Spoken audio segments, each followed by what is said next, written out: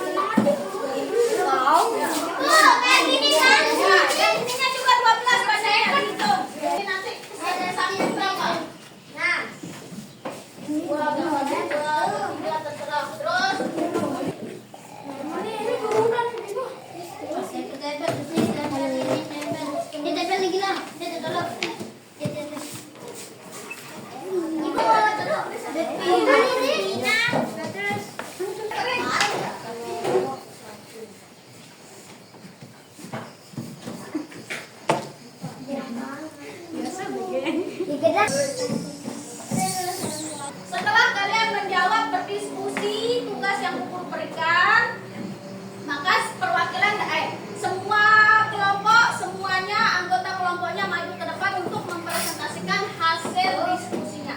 Paham? Paham. Jadi sebelum itu biar lebih bersemangat. Halo. Dan Bu Guru ajarkan bagaimana cara ice breaking macam-macam gaya. Gaya yang pertama, kalau Bu Guru bilang gaya otot, maka gerakannya harus berotot. Kalau Bu Guru bilang gaya gesek,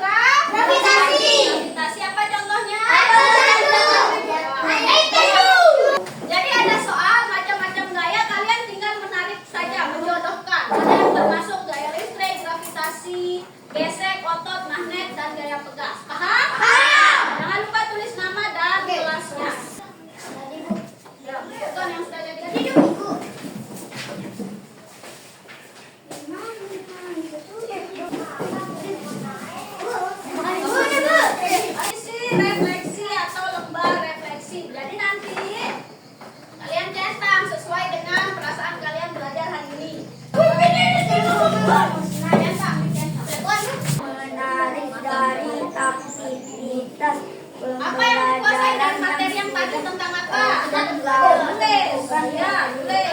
Anak